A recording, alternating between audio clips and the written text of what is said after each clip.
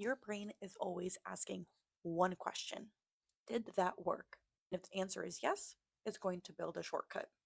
Hi, I'm Dr. Julia. I'm a licensed pediatric psychologist, and I want to talk about reinforcement today. Reinforcement in psychology might mean something else than what you're thinking of, but basically, reinforcement just means that it's going to make the behavior more likely to happen again. There are two different types of reinforcement. One is positive reinforcement, and one is negative reinforcement. Positive reinforcement means that we are adding something, usually something positive, something good, to make it more likely to happen again. For example, studying leads to a good grade. That is reinforcing your studying.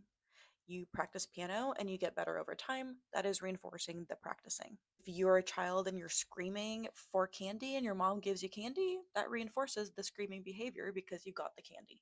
Negative reinforcement sounds bad, but it really just means removing something uncomfortable or unpleasant that itself is the reward. So in the candy example, the parent giving the candy to the child, the negative reinforcement to the parents is that as soon as they give the candy, the child stops screaming. Another example is if you're procrastinating, you're avoiding working on some homework, your stress levels might temporarily go down, right? Because you're avoiding, so your anxiety goes down. That's going to reinforce that pathway in your brain. Basically, your brain learns that brought relief. This is the right thing to do.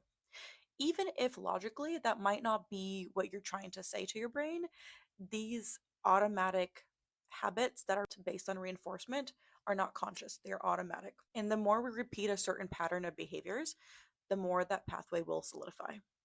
So basically, your brain, that worked before, let's do it again. And that's where the phrase neurons that fire together, wire together often comes in. So if you're doing something to have a positive emotional experience, you're going to keep doing that. So in the future, I can talk about what that means for mental health in general and how we use reinforcement for behavior change and other cool things in psychology.